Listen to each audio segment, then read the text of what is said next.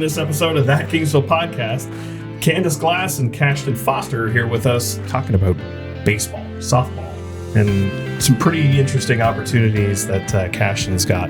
We're going to talk a little bit about what's happening in high school, and Applefest is just around the corner. All that and more on this episode of That Kingsville Podcast. And it wouldn't be That Kingsville Podcast without ChatGPT's version of our weekly ad read for Kingsville Brewery. Thank you, Kingsville Brewery, for supporting That Kingsville Podcast, and ChatGPT doing most of the work. But I'm going to handle this one solo this week, Steve. Thankfully. Yeah, I know you love ad reads, so... Ladies and gentlemen, the wait is over. The summer MVP has taken the field. It's crisp, it's refreshing, and it's changing the game one sip at a time. It's Kingsville Brewery's ready to drink pink lemonade cocktails. Forget the mixing, forget the hassle. This all-star comes ready to play straight out of the can. With a tart kick of citrus and a smooth finish, it's perfect refreshment whether you're on the patio, beach, or coaching the backyard barbecue league. This limited time champion won't be around forever, so don't get caught sitting on the bench. Grab it while it's here, because once it's gone faster than a breakaway in overtime. And don't forget, Kingsville Brewery has a whole roster of craft beers too, lagers, IPAs, and more heavy hitters to keep your coolers stacked all season long. Kingsville Brewery's pink lemonade cocktail. It's not just a drink, it's a victory celebration in a can. Thanks, Kingsville Brewery, for supporting That Kingsville Podcast, and thanks, Chat. Oh, I like it! They hit that one out of the park. Wow. Thanks, Kingsville Brewery, for supporting That Kingsville Podcast. Welcome to That Kingsville Podcast. Just me and Steve this time. Kevin's on assignment doing stuff. I am not Kevin. You're not Kevin, and we are not the news, but thanks for tuning in. We've got a couple of special guests again. We've met some incredible people. We got two more here. Candice Glass and Cashtyn Foster. Thanks for joining us on That Kingsville Podcast. Thanks for having us. Mother-daughter, 100%. And they'd be like sister. Are they Nope. sisters? Are they friends? Full transparency. Strangers? Yeah. No. So we've had quite a few female athletes on the show, and there's a family connection here as well too. So we've been privy about a little bit of your story, and you've had some pretty huge accomplishments, Cashtyn, in your career so far. So what do you play? I play softball in Michigan. You softball in Michigan, but you started here. Yes. Okay. So how long have you played softball for? I've played 5 years since I was 12. And what position mostly? Pitcher mostly, but I also am a utility player. Okay, so like for all those that are playing at home, there's many different versions of softball, right? There's like the one where you drink a whole lot of beer and you throw the ball way up in the air and then it hits a mat. That's not what you're playing, right? No. It's fast pitch. Fast pitch, right? So there's some definitions of what people term as softball and fast pitch and whatnot. So for those, again, watching at home, yeah, that's some stuff. So how fast do you think you kind of wheel them in there? 53, I want to say, around there. Those are miles an hour, not kilometers. Yes. So yeah. It's like an average pitch. She's hit 57, 58 before, but that's throwing pretty hard to the ball. Yeah. Like I don't think I could throw a hard ball that fast. Well, I probably could, but my arm would blow up. Right? I'm old. So why? When did you get started at 12? Like, why did you like the game? I got started right after, or in the middle of COVID. So I just started then, and yeah, I enjoyed like the team aspect of it and how everyone's like a family in the sport. What areas have you played in? I played in Chatham, I played in Windsor, and I've played in Michigan. Oh, so we're gonna get to Michigan, right? Because that's the big one. So developmentally wise, you've had about 5 years into it. So think back to Cashtyn 5 years ago, and did you ever think that you would be with it for this long and stick with it? No, I didn't. I thought it was going to be a 1 year thing. Yeah. But here we are 5 years later. Yeah. So when you coach young players and young students, yeah. Oh, like this one? Right. That's what I see. We talked about this before the air, right? Okay. Like you kind of, you can see those kids as they are and how they can kind of see the game and understand the game and have natural skills and whatnot. So when I'm sure mom, as you saw her growing up, what was it that was like, yeah, no, I think this is something that she should stick with? So honestly, the kid is not athletic. She just works really hard. That's half the battle. She wanted to pitch so bad. And her first 2 years, they were like, you're not pitching because you're not any good. But we got her into it. We got our pitching coach in Chatham. And she just kept at it. And that spoke a lot to me because kids are lazy sometimes.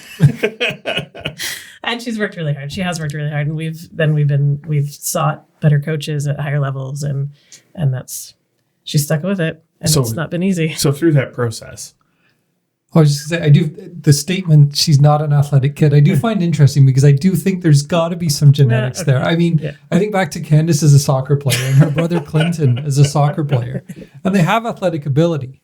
Like they were strong players. They were not afraid to work hard and get dirty, literally. Yeah. So, I mean, I think, maybe, there's got to be a little bit of genetics there that's at play. Yeah, maybe a little bit. All right. So yeah, like you kind of understand that there's the capability and the capacity to build and grow and learn. So like, what kind of things did you have to focus on, like to continue to improve? Was it, accuracy or just, learning the game and learning how to understand it better? I think that for me personally, it was like I had to learn the whole thing, and I still don't completely understand because I'm still like haven't played for that long, but that has a big thing to do with it. And then also accuracy is a really big part of it. Still working on that. So, but you've had some success, right? Yes. So have you been a part of teams that have been able to win championships? Yes. I was on a team a few years ago and we won the Michigan State Championship. Where was that team out of? Is that Chatham or Windsor? Michigan. Oh, it was a Michigan team. So you won a state championship over in Michigan. Yeah. There's a lot of. I'll jump into it. The availability and the developmental tools on that side of the border, there's an abundance of them, and to be able to experience that has to help. That has to be beneficial. So, like being able to play on the other side, what kind of things were you able to take advantage of? So over there's like, there's like speed coaches. That's what I saw a speed coach over the winter for overhand throwing. And then they just have coaches everywhere for like everything you think of, from like running to hitting and pitching and everything. A lot of like training camps and fundamental skill building things, training facilities. Lots, yes. Yeah. So where in Michigan was primarily where this was focused? They have a lot in Potterville, I believe. Potterville? It's near Lansing. Okay. So middle of the state. Yeah. Kind of, sort of. There's a lot of stuff everywhere if you look for it, but the good stuff is kind of a drive for us. I was going to say, what would be the Canadian equivalency to be able to have that kind of experience? Kitchener, Waterloo, Toronto. So you're going up to the GTA. When she first started pitching, she had a pitching coach named Jenna Kyra. She used to play for Team Canada. Mm-hmm. She went to the Olympics last time, but she was in Toronto, and we drove to Toronto every other week to see her. Yeah. So that's where everybody lives now. Kitchener, Waterloo, or GTA. Sure. So if you want good exposure and quality stuff, that's where you're going. So even though you've played in the States, there's no like difficulty if you wanted to keep playing in Canada. It's just a matter of opportunity. Yeah. So it's a lot different over here. They're getting to the point where it's getting better, and they're becoming more competitive, and girls from here are going and playing in the States in college now, but it's nothing compared to the States. Nothing. I do find it kind of remarkable that she's only been playing for 5 years and she's at this point. And you mentioned sort of the commitment level. Like how many hours a day, a week, or whatever are you putting in? So now it's kind of like getting into the off season, so it's a lot less than normal. But I did last summer, like going into the season, I had a workout class, so I worked out every day, and I practice multiple times a week. Like even in the off season, we practice 2 times a week, and then we have like tournaments, like off season, like fall tournaments and indoor tournaments and everything like that. Okay. And I know you're a busy mom. Is she your oldest? Yeah, she's okay. Oldest, yeah. Commitment wise, from a parent perspective, and you hear it all the time. It's kind of cliche. You do anything for your kids, but you are a busy mom. Mm-hmm. How do you make time, find time, and what's the balance like for you and your partner? There's no balance. Okay, there we go. I get up most mornings at 5:15, and I go to work, and then I'm working until I pick them up from school. She has 4 younger sisters, so I'm picking somebody up from school, and we're going to some sort of sport, whether it's her softball or my middle kid plays softball too. My second oldest plays football on the high school football team, and then the younger kids aren't into really anything yet, but still, it's something every night. Picking them up, eating in the car most times, and we're at some kind of sport. But worthwhile, of course, always. What kind of progression and growth do you see out of this Cashtyn over the last 5 years? She's not even the same kid. Like not the same kid mentally. Mm-hmm. It's I think because she's a pitcher, a lot of the change has been mental too, because you have to be confident out there. And when she started pitching, she'd hit somebody and cry. And now she hits somebody and turns around and like chuckles. You're like, get out of the box. Get out of the box. But it doesn't bug her anymore. And that's what you need. You have to just not care. You have to just throw the balls and do your best. And, if your team's not behind you, you're not going to win. So, yeah, it's one of those things where, you do parenting the best of your ability, but those are the skills that you can learn when you're part of a team and you're building things. So, like, I'm a parent too. He's a parent. We all see the growth in our kids and how things get kind of build on whatever they're experiencing and help them grow and become the people that they are. So over the 5 years that you've been a part of this, is there any one thing that you can remember? Like, oh yeah, like now I think I'm capable of doing this, and I'm gonna try and push myself a little harder. You remember what that might be? Like throwing harder, or like you're saying, you got a strike zone, so you got to be accurate, right? Was it pushing yourself to throw 9 out of 10 strikes, or work on your action as you pitch? For me, it was mostly just getting it in the strike zone and not hitting people, because hitting people, I used to hit like 5 people a game, and that was a normal. So not hitting people is something that has been. Yeah, sure. Yeah. Yeah. You don't want to put batters on base and, give away walks. So you won a championship in Michigan. Have you played for Canadian teams though, that have done things? A few years ago, actually, I played for Chatham, and we won provincials. Well, where was provincials played?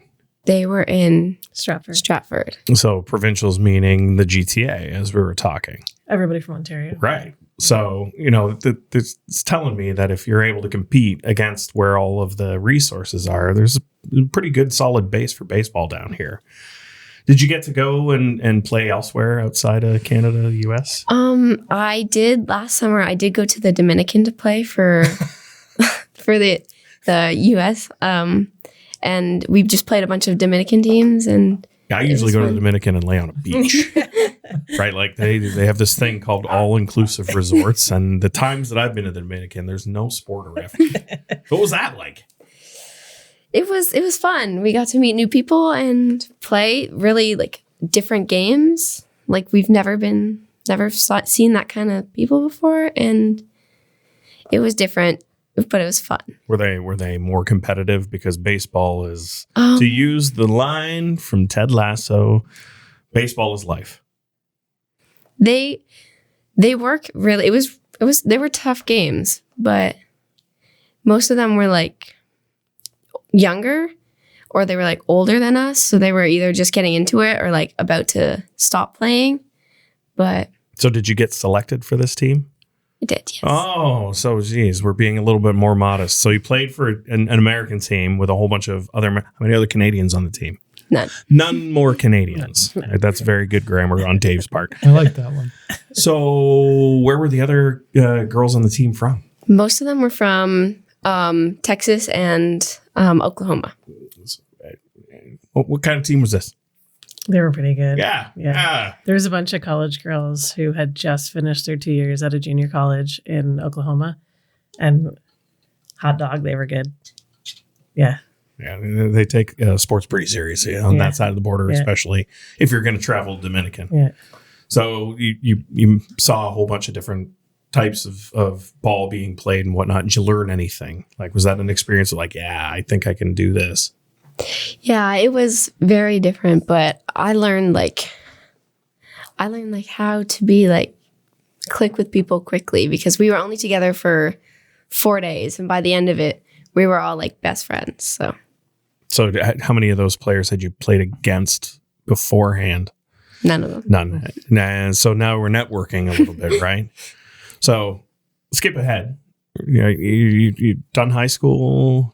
No, I'm in grade 12. Great, right. So what's the future going to be? Because you're going somewhere, right? Yeah, I committed recently to Lansing Community College in Michigan. So that's a junior college. Right, that's a pretty big deal, right? So what kind of a program do they have there?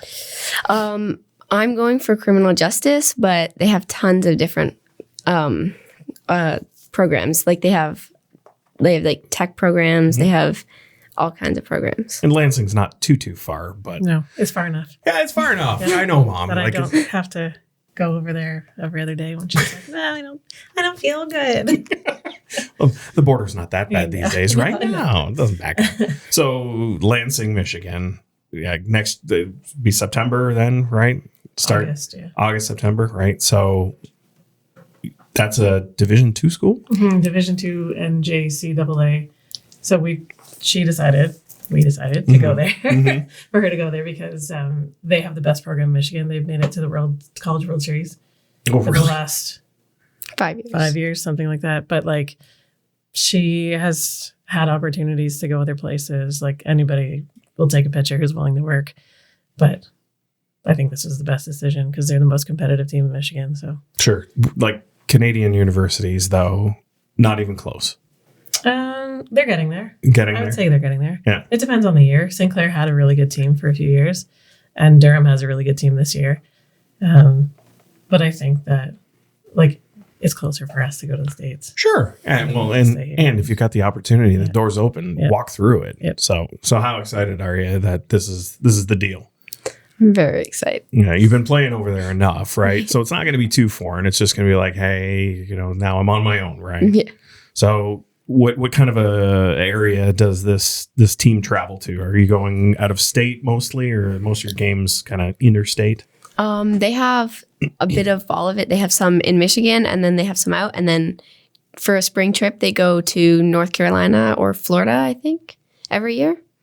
So a little bit more, checking off the box of travel and experience and whatnot.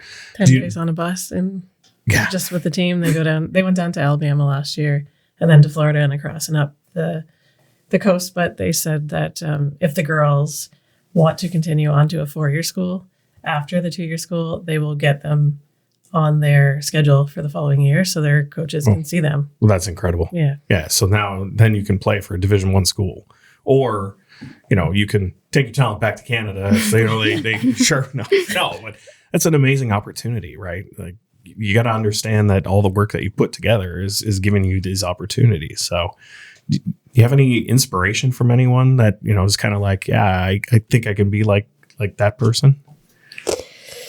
For me personally, as a pitcher, I've looked up to like Danielle Laurie because she's from Canada.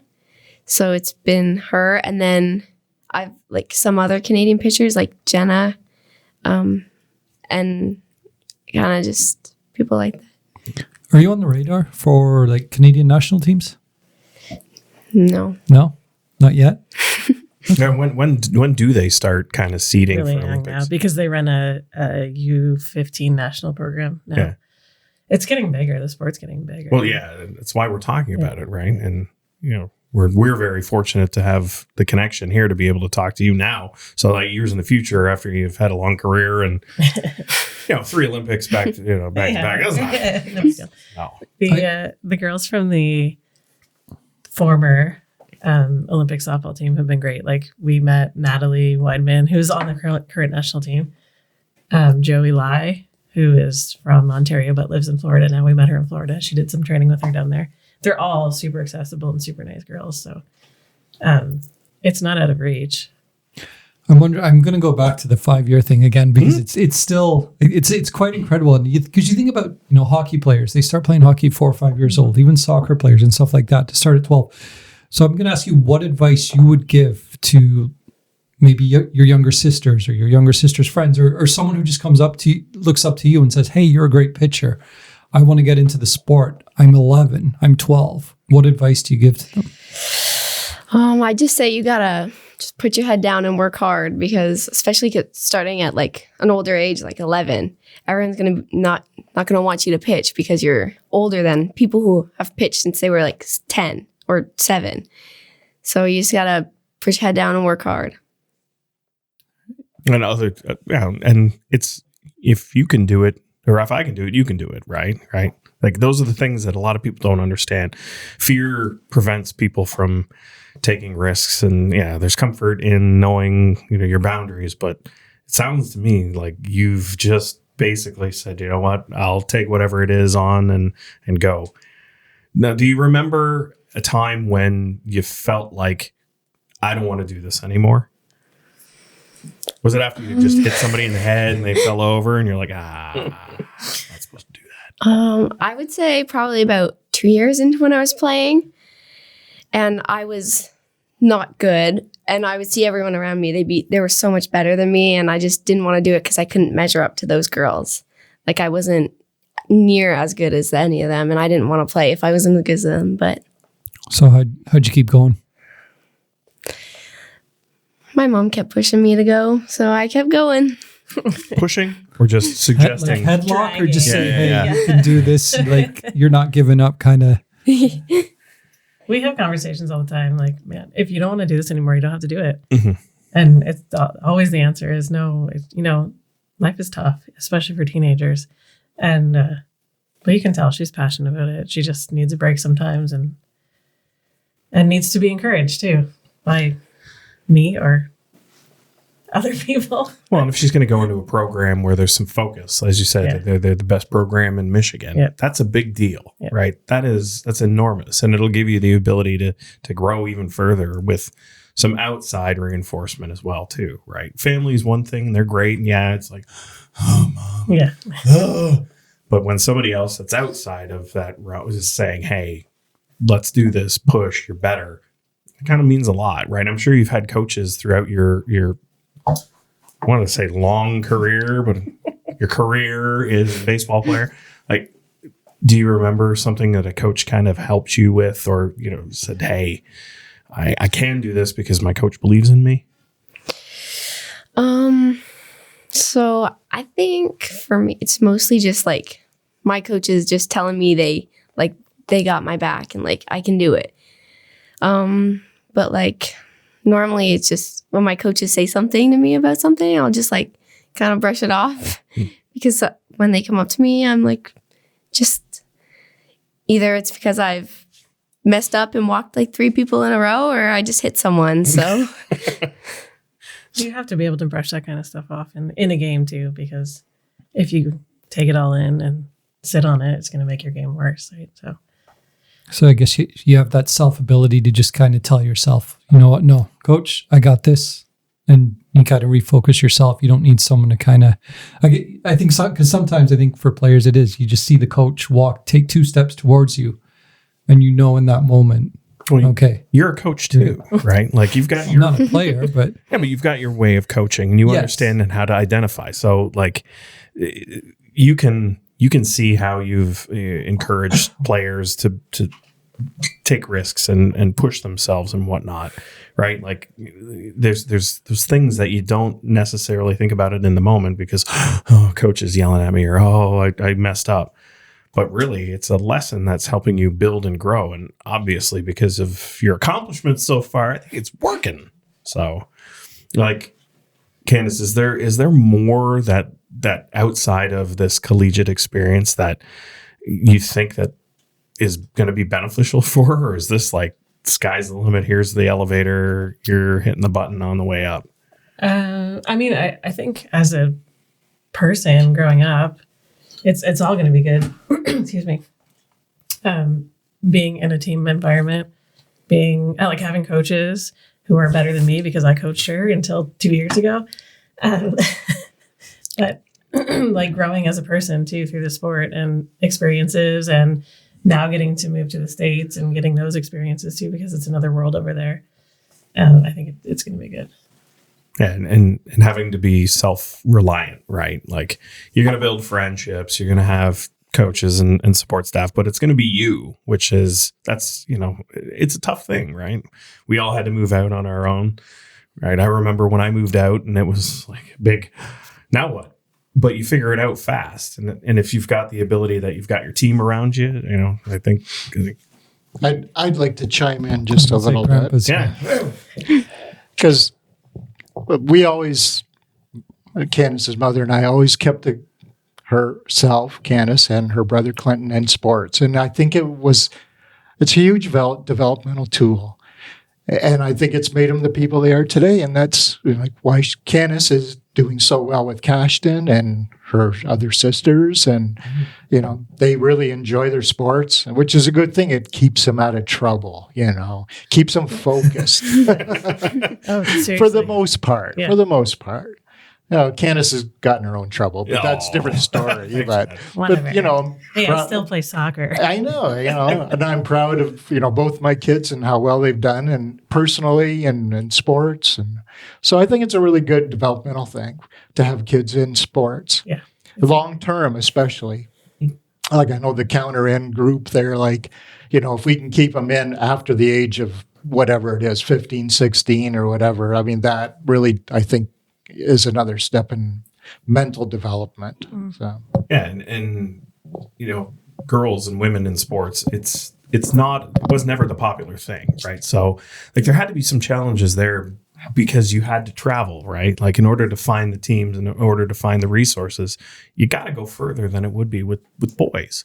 Yeah, it's getting easier, but not without us pounding the pavement. And I do it still, like bringing awareness, getting sponsors, asking them to come out and throw the first pitches at our tournaments, and like letting them experience the whole game. And I mean, it's a lot easier now that it's on TV and you can just go turn on TV at this time or whatever. There's college ball on, but I think that, and bringing more girls out too. There's a lot of girls who are really good at sports who cannot afford it, and it's unfortunate. So, I mean, I'm coaching with the Expos this year again, and we have a program where if girls can't afford it, we're just going to help them. We'll figure it out because they deserve to play. Absolutely. They don't need to be sitting at home or running the roads or whatever. It was just gangs in the street. So okay. The future. Where do you think you want to be? Do you want to play Division I ball? Is it College World Series or is it Olympics, or what do you want to strive for? I do want to go play at a 4-year school after.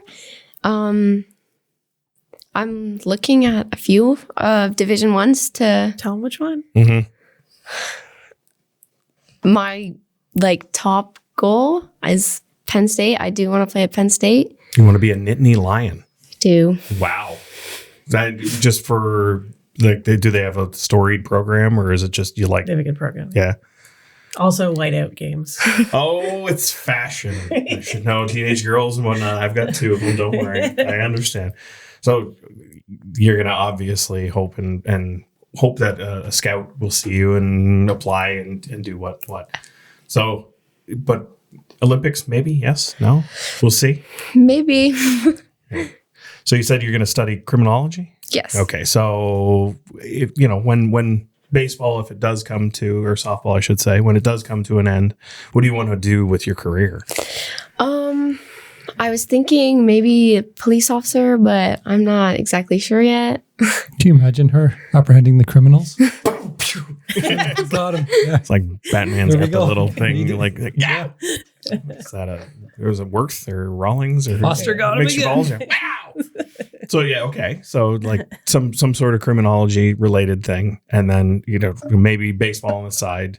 That's quite an accomplishment. So So outside of that, once you commit to the college, there's no more teams that you can play for aside from them, or you probably don't have the accessibility to play for anybody else but them. But Lansing, what's their nickname? Lansing Stars. Lansing Stars. All right. So you'd be a star for the time you commit. Yeah. Yes, an all-star on the Stars, under the Stars for a night game. She's going to change her name to Foster. Ladies and gentlemen, thank you. So yeah, it's anything preparation-wise that you're going to have to do. Like I'm assuming you'll play a partial season next year before you go over. Yeah, I'll be able to play a full season in the States because they get finished at the end of July. And then in August, I'll be moving down there. And then winter ball, do they whole protocol training and travel and whatnot? So They played like 90 games last year. 90. Yeah. And then course load. So buckle up. Buckle up. So yeah, with it being a junior college, and then when you go to a 4-year school, there's scholarships, there's plenty of opportunity. Well, judging from some of the history, I think you'll keep it up, and maybe Penn State will come knocking. What if it's what if Florida State comes around? No, not so much. No. If Florida State comes around, That's fine. It's warm down there. It's warm down there. Just not the Gators, right? Gainesville's, we'll go a little further south. No, Cashtyn, congratulations. And Candice, congratulations. Like it's great that we get to meet, again, people like you. Granted, there is a family connection in this case, but it doesn't detract. We would have you in anyway, as we have many of our other guests that have made these accomplishments. And we like to highlight these little stories because nobody knows, and it's something to be proud of and something to gain exposure, to make sure that as the sport grows, that people are aware that there's opportunity for people who aren't aware. Right? We've had powerlifters and jiu-jitsu and the ladies with the counter in and all of that organization. So thanks for taking the time and coming in and talking to us about not only your accomplishments but also the sport. And if there's anyone that's watching, is there any website or any way that people can get in contact to maybe investigate whether or not that kids can play? So if you're in Windsor Lady Expos on Facebook, I don't think they have a webpage, but the board's great. They've got teams, and they're going to run clinics and stuff too. So kids who don't play can come out and try it out. We have a former Olympian coming in to do that. And then I know Kingsville has a good program. Coaches are great there. Cashtyn works with her pitchers too. So yeah. Fantastic. Well, Candice, Cashtyn, thanks for coming in and joining us on the show. Thanks for having us.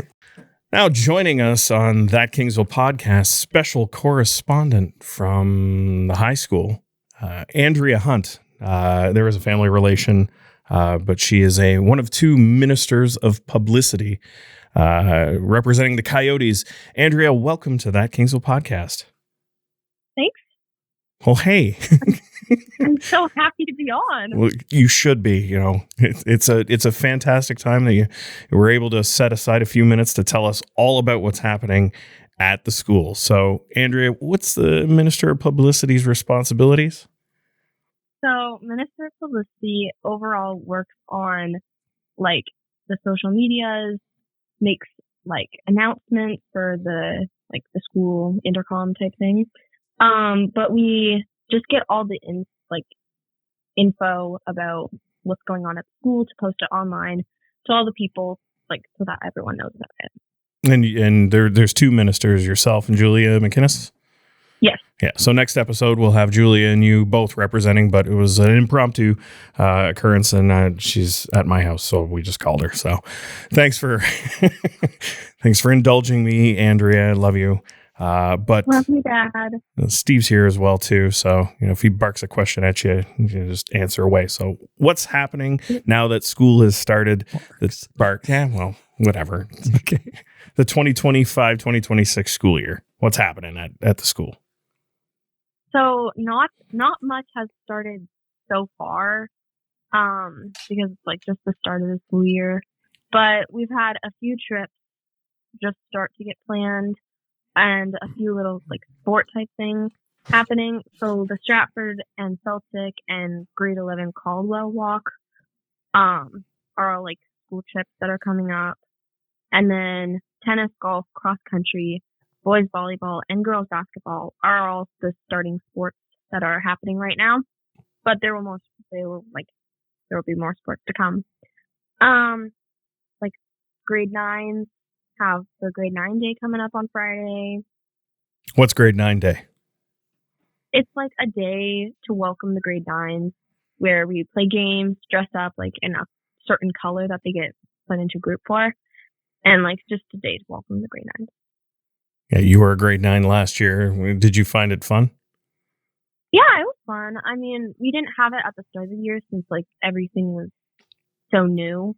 So we had it at like almost end of the school year. It was like middle-ish. So that was kind of sad because we didn't really get a proper entrance to it, but it was good. So. Everybody had the same entrance. Exactly. So I'm going to ask you, kind of out of your role as Minister of Publicity, but you're starting your second year and you were part of the first grade 9 class at the new school. Can you tell us a little bit about what the mood is like in the building now? Because they say it takes about 3 years for a new school to really get that feel and that identity. Can you tell us a little bit about how it's moving along and how things are changing in the building? Yeah.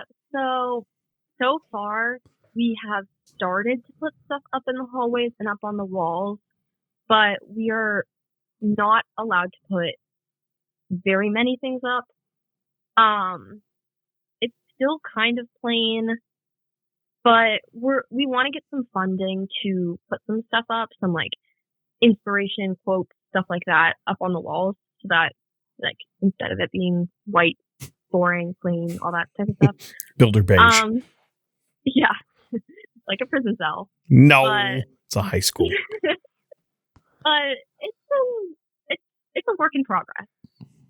But are the students actually, creating the space as their own? Do they feel happy to be there? There's the students that studied at Kingsville District High School are graduating out. There's only 2 classes left that actually attended that.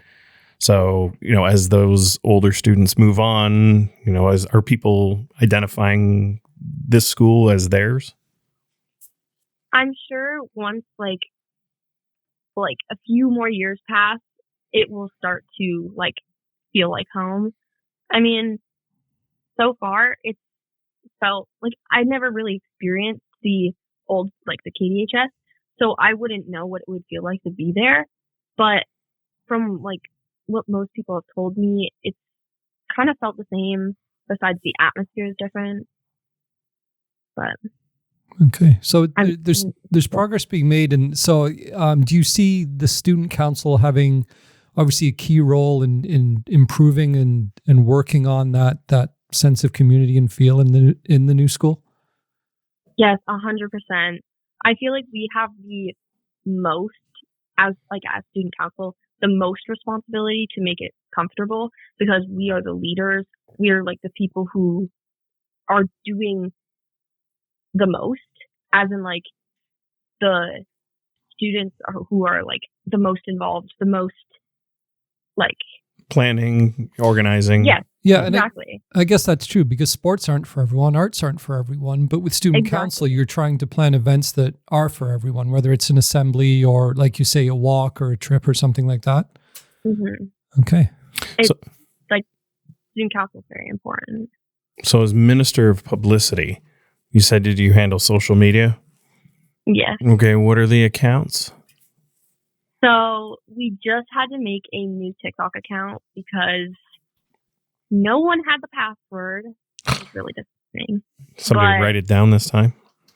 Yes, exactly. Everyone needs to know it. Well, not everyone. Like someone needs to know it. Sure. Coyote's one. Yeah. It is. The TikTok is Coyote Student Council. Coyote is not with an S. It's just with an E. Okay. And then the Instagram is with the S. So it's Coyote's Student Council. So just the TikTok and the Instagram. Yes. So you said that there's some trips that are being organized. So there's the Stratford trip. When's that coming? 18th. Yeah, the 18th, I believe. And then you said that there's Camp Celtic. And I believe that is 27th. And then what else? The Caldwell Walk. I'm not sure when that is, actually. It'll be on tomorrow's announcements. Yeah, I'm sure. Can we touch on Celtic for a minute? You were on the trip last year, weren't you? Yes.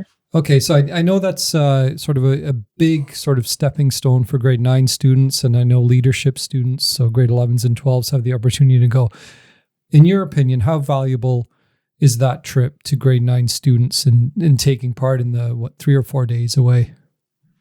Oh my gosh, it was so fun. Like, I don't think I've ever done that before. I don't think I'll ever have so much fun again. Like, you got to experience things that you've never experienced before. Like, they made you feel so welcome, so, like, I don't know, it's like the best thing I've ever done. Like, grade 9s, every single grade 9 should go. It's worth it 100%. Because grade 9's tough. You come in, you know some people, you don't know a lot of people, but from what I can gather, Celtic is one of those opportunities that really helps you introduce yourself to others and vice versa. Definitely. People coming from Jack Minor, or like not Jack Minor, they've been to the same school last year, but from Harrow. Yep. Like, they've never met people from Jack Minor or from KPS.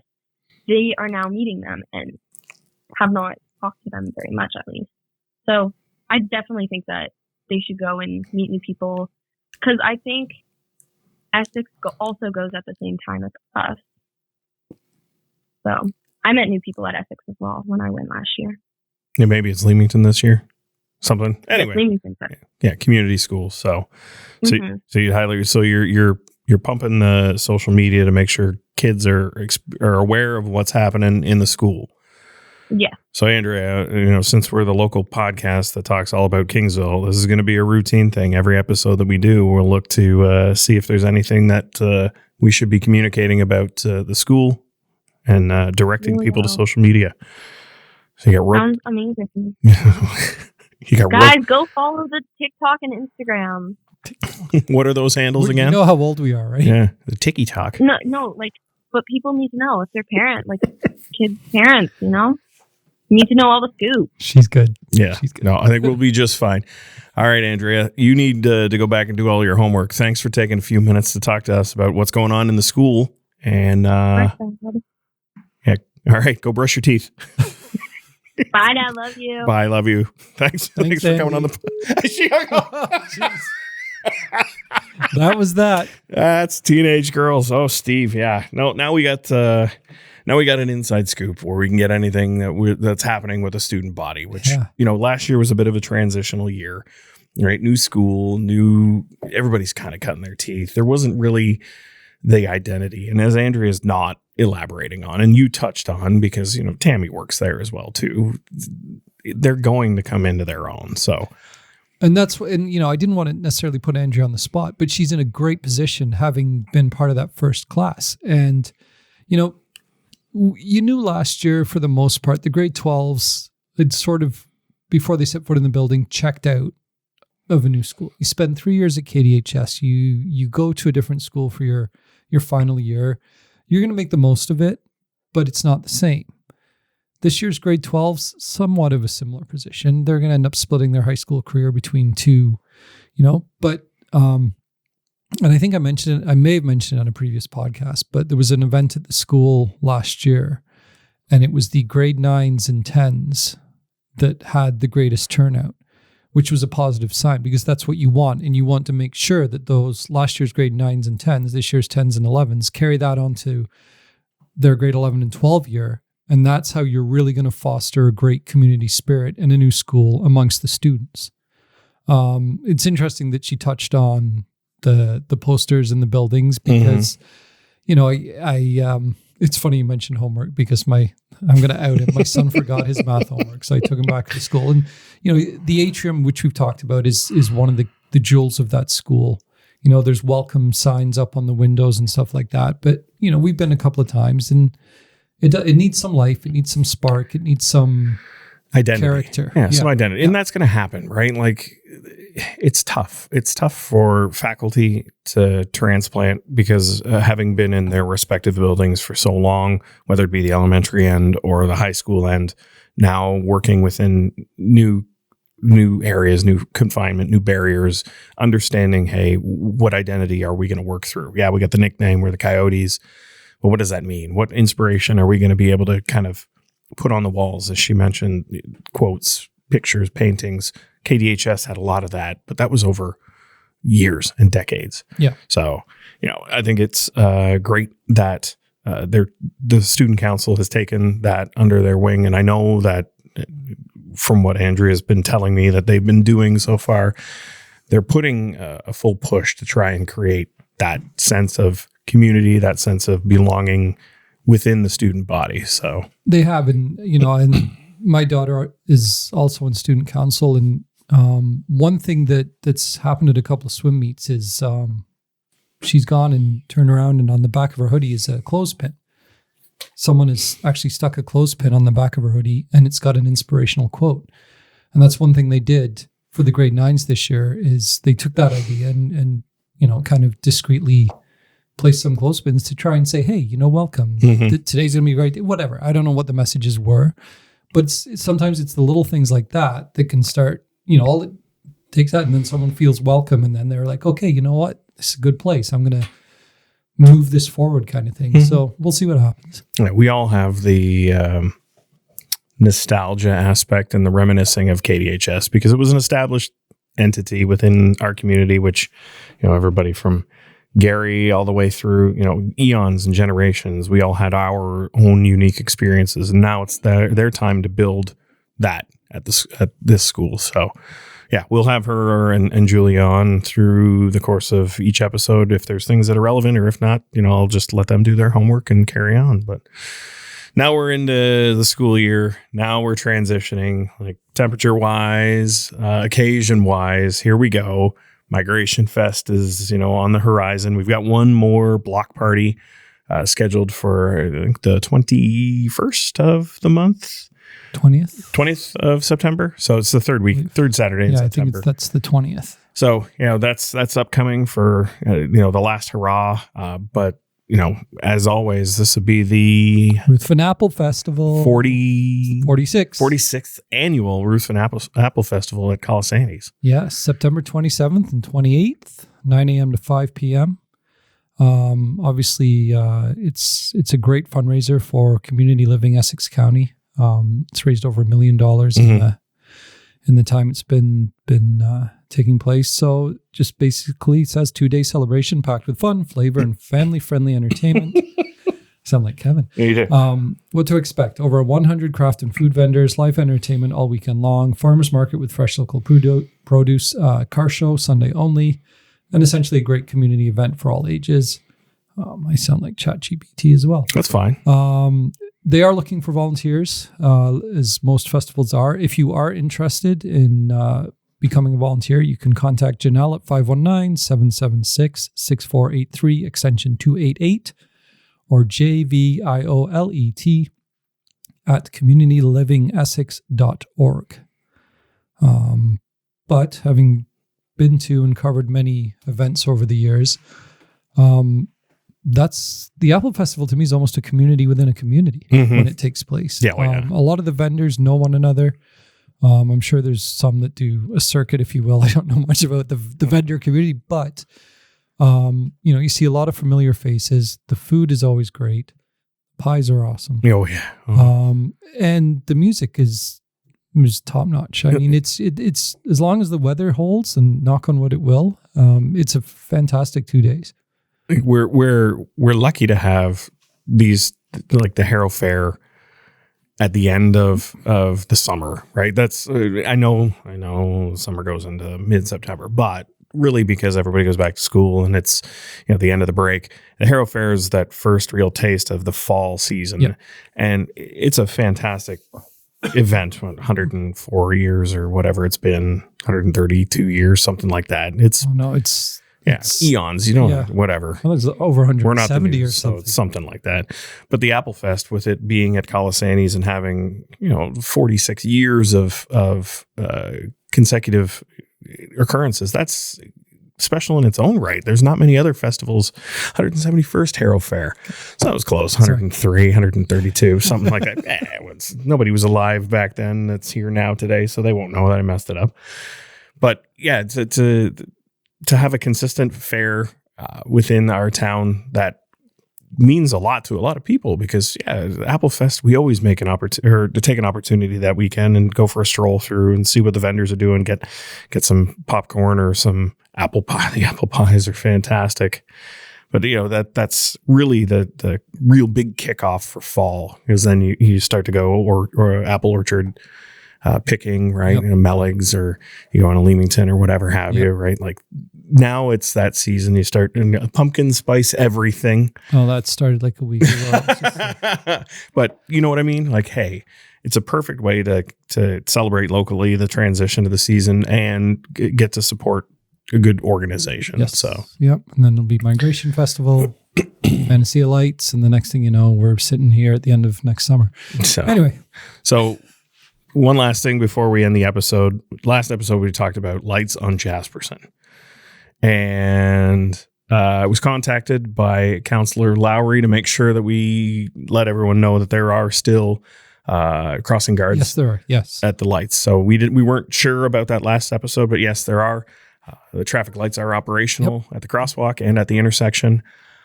First-hand occurrence. My daughter, who is driving now to school, says it's fantastic because she can actually get in and out of the high school safely. Thank you. Like, I understand that what we what we talked about and whatnot. It's actually proof that these are the things that are required in order to make a safe environment for kids crossing the road and entering and exiting school property. I'm glad you mentioned the crossing guards, because that was something that I had noticed, and I made a note to self mention it on the podcast. Yeah. So I've forgotten. So I'm glad you did. Yeah, I'm not top of episode, but just thought it was important that we make sure we acknowledge it, because we weren't sure whether or not that was the intent not to have it because of the traffic lights. And I'm glad to see that they're still there, because we still get a lot of younger students that need a little bit of that extra care, because as much as we all know, there's absent-mindedness and there's distracted driving and whatnot. So having an extra set of adult eyes out there to ensure that there's children that aren't, accidentally doing something they shouldn't, rest assured, we've got the best we can do in the time period. And I've seen some OPP on patrol too, which just gives you that extra little sense of safety, and it's good to see. Yeah, no, school is back. It's that's for sure. You start to see the buses, and when school's out, because you can't get across town fast. But you know what happens every year? Here we go again. Yeah. It'll be Christmas before we know it. So. Thanks to Candice and Cashtyn for coming in on this episode. Thanks to Gary and Kingsville Brewery for supporting. Please, the YouTube does like us. So when you do the clickety thing and the stuff, we get seen more, and it helps. But thanks for watching, and we'll see you next time.